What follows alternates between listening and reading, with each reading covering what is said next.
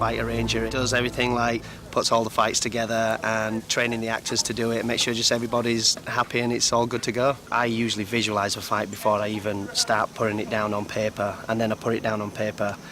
After that, I teach it the guys, and anything that doesn't work, that worked in my head, we rejiggle around to make it work for the fight. But usually my thing is I just sit at a desk for about a day and a half and just sit there and think. It entails like reading through the script, find out everybody's character, the backgrounds, and trying to differentiate styles between each one and making sure everyone's different so you don't get everything looking samey.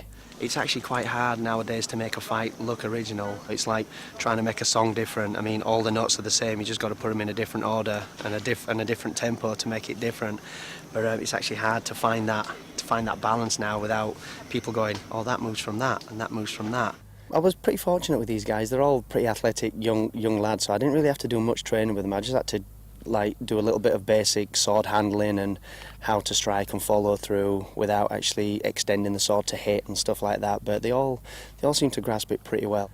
You start them off on wooden swords, nice and steady, and then they'll progress to the rubber swords for the scene if it's a heavy fight scene, and then judging on their level of capabilities, we move them onto aluminium swords to get the nice feel and look. We have a big fight that we had choreographed in that with the Mountain and the Hound. It's one 7-foot guy and one 6'6" guy. They're two brothers and they're supposed to be like the strongest of the strong, and no quarter is given in this fight. They're like no one takes a step back basically unless they have to. Rory's just laughing and joking, just enjoying everything he can learn. Whereas Conan, being a professional wrestler, obviously he's got a hell of a lot of athletic ability about him.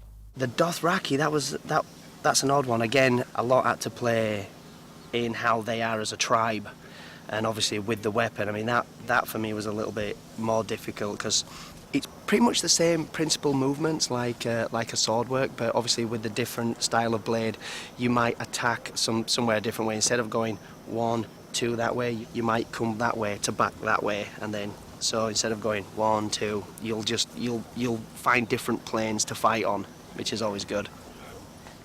For some reason, they like having multiple man fights in this. We had the Hill Tribe fight where usually it was about 3, 4, 5, 6 guys onto one because obviously it's an ambush, so it's trying to make each one look different and look cool at the same time while sticking with everybody's style. Basically, you just have about 20 stunt guys just running down a hill fighting all the actors, which is a bit intimidating. Having 12 stunt guys at either side coming at you with axes and saws and shouting and screaming with blood all over the face, you know, it can kind of put someone in a little bit of a blank panic, you know, but they did well, they did good.